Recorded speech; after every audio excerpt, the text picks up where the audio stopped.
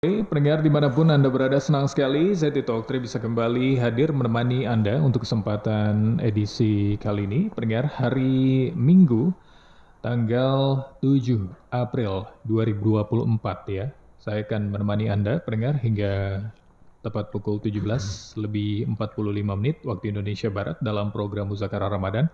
Nanti setelah penjabaran dari narasumber kita, dari Ustadz kita, Anda bisa ikut bergabung, pendengar melalui telepon di 812878, atau bisa juga melalui WhatsApp kami di 081166669975. Selamat sore dulu untuk Anda yang mendengarkan kami melalui aplikasi RRI Digital. Anda juga bisa ikut bergabung, berkomentar di sana ataupun juga bertanya melalui chatting. Kemudian juga pendengar kami live streaming melalui akun YouTube kami di RRI Pro 1 Padang ya. Anda juga bisa ikut berkomentar di sana. Baik, kalau begitu langsung saja kita akan mulai diskusi kita kali ini, dialog kita kali ini dalam program Muzakarah Ramadan. Pendengar, bahasan kita yaitu seputar keutamaan sholat Idul Fitri di lapangan.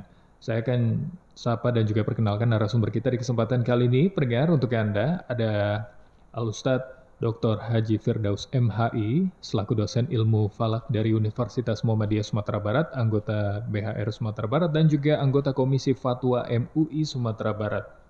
Kita coba sapa dulu. Selamat sore. Assalamualaikum Ustadz.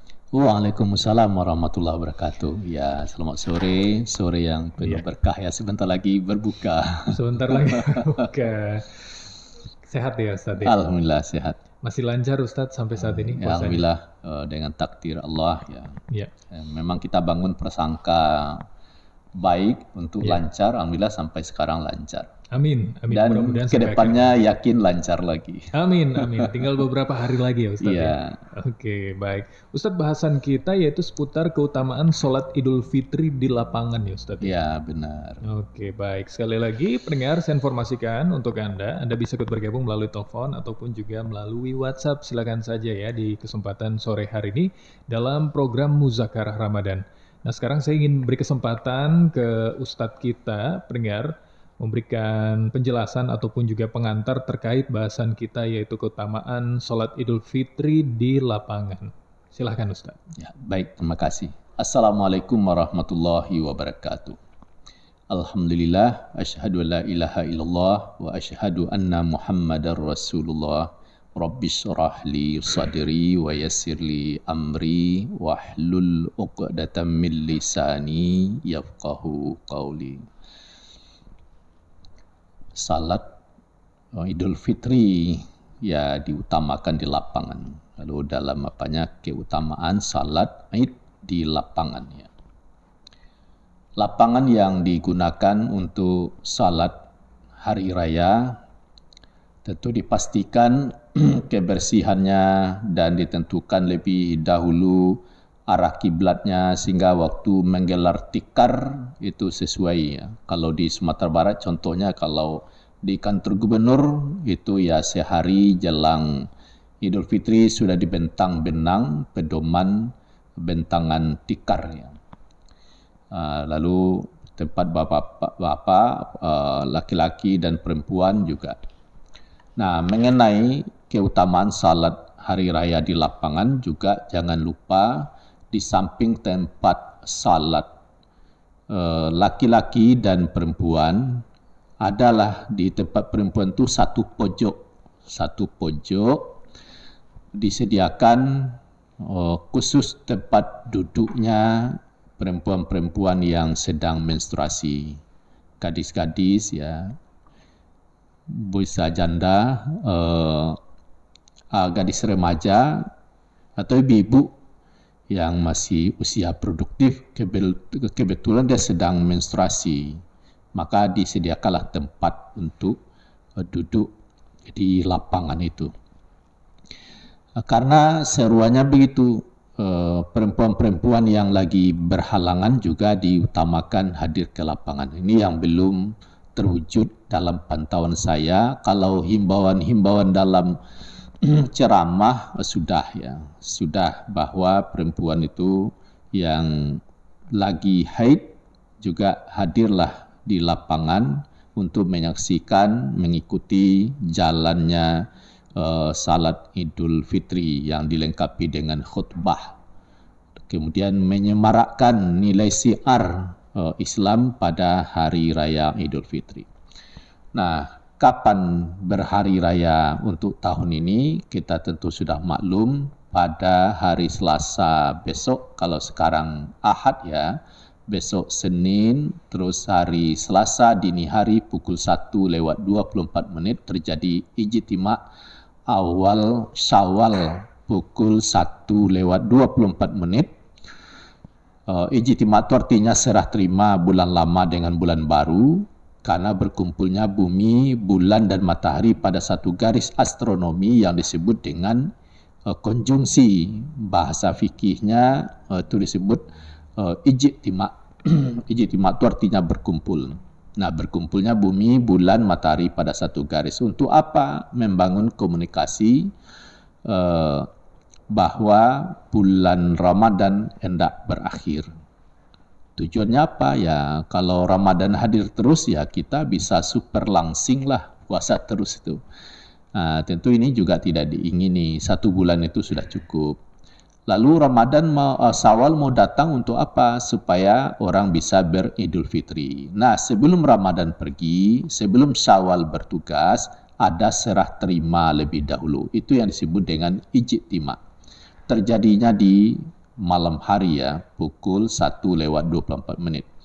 Nah, naik juga matahari, terus subuh, duha, zuhur, asar, maghrib. Jadi hari Selasa waktu maghrib itu hilal sudah wujud di atas ufuk. Kalau untuk wilayah Sumatera antara 6 sampai 7 derajat. Jadi hilalnya sudah tinggi.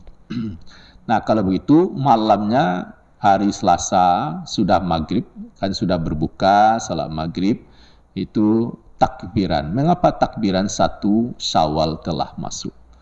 Sudah Isya juga takbiran. Nah, besoknya pergi ke lapangan untuk salat Idul Fitri.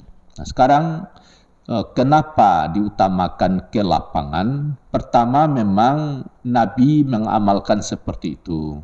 Jadi selama Nabi di Madinah, salat Idul Fitri, Idul Adha itu selalu di lapangan. Jadi jaraknya sekitar 300 meter lah dari Masjid Nabawi itu menuju pintu gerbang, jadi ada lapangan. Kalau sekarang lapangan itu sudah menjadi Masjid Nabawi ya, karena masjidnya sudah diperluas itu. Jadi kalaupun ada salat di masjid, waktu itu hari hujan ya, karena hari hujan tentu tidak bisa di lapangan. Nah, mengapa di lapangan? Ya, pertama siarnya itu.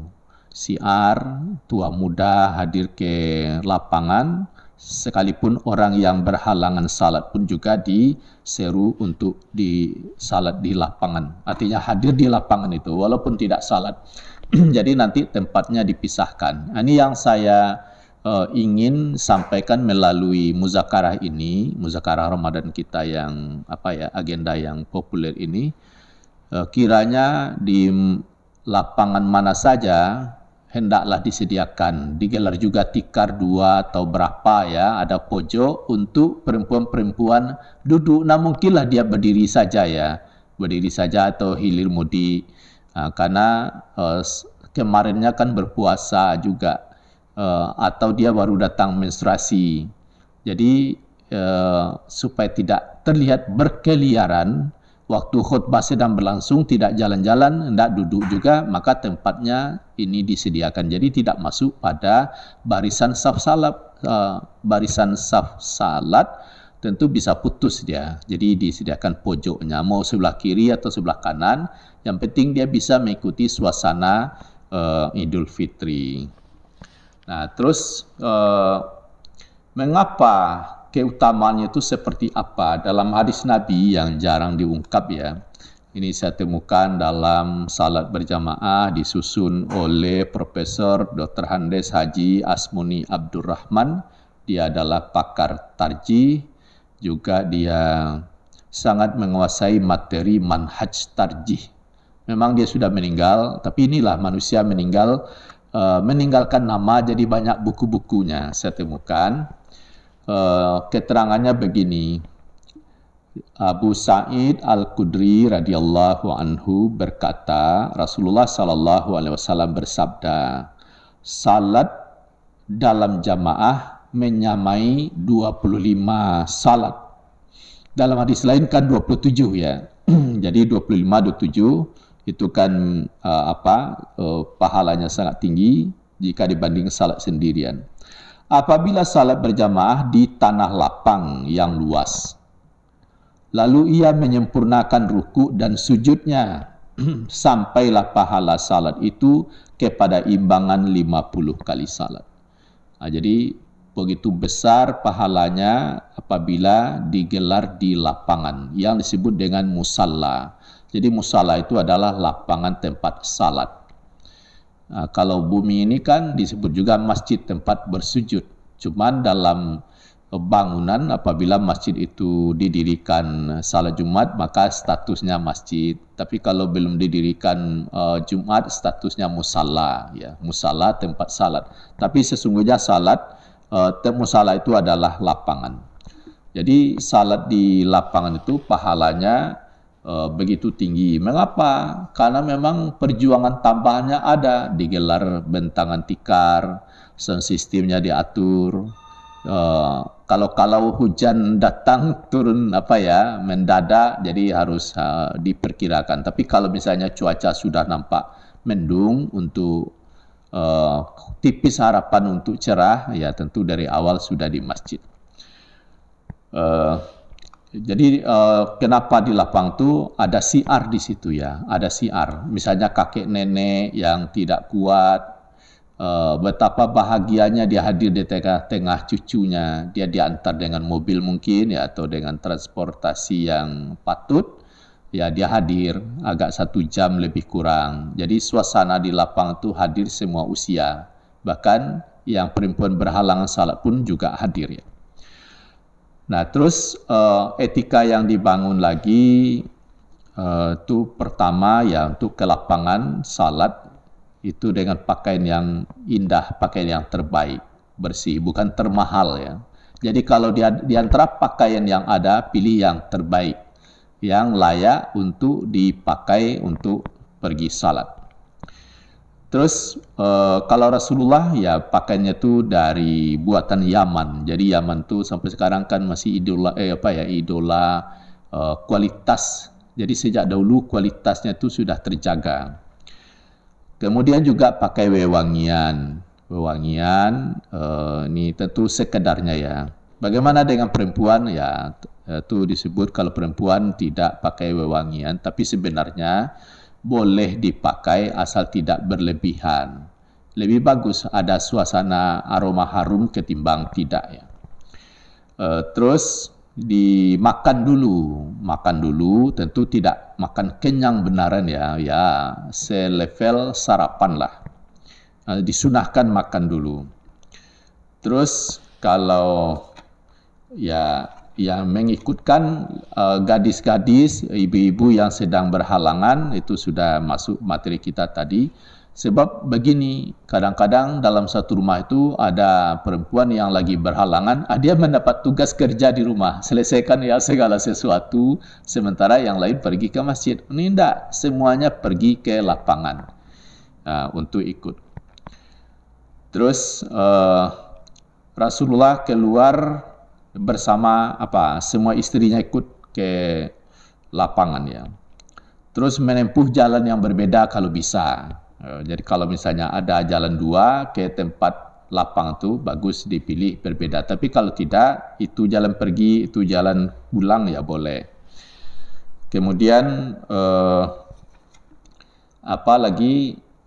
Bahkan sampai begini, misalnya ada perempuan tidak berkecukupan untuk tampil layak di tengah orang banyak. Misalnya mungkin bajunya tidak ada yang layak. Misalnya sampai-sampai dahulu itu boleh dipinjamkan pakaian yang bagus. Yang penting dia ikut bersama-sama ke lapangan.